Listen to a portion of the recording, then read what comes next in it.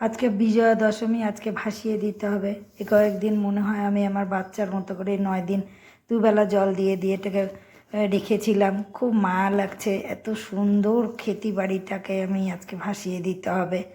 তো খুবই মনটা দুঃখ লাগছে, আর কি বলবো। তো চলো সঙ্গে থাকো আর দেখতে থাকো।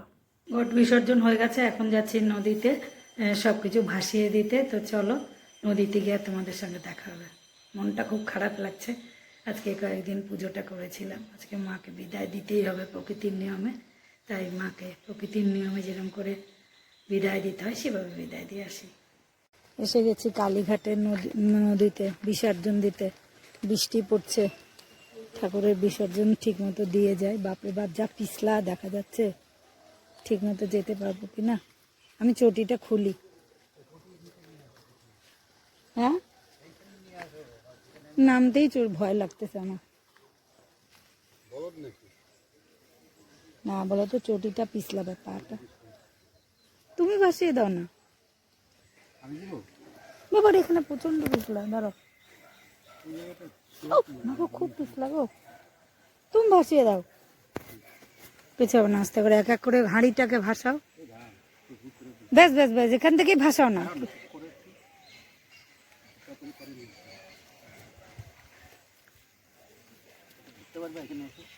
তো নামতেই পারছি না, ভয়। দাঁড়াও দাঁড়াও, এই যে নামছি, হয়ে চলে যাবে বাবা।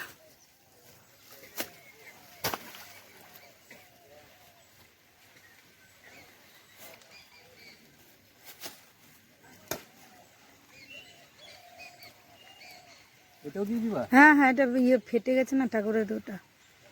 এই যে হাঁড়িটা আর একটুখানি ধাক্কা দিয়ে দাও। এই বিয়ের ব্যাগটা ধোও জলের মধ্যে।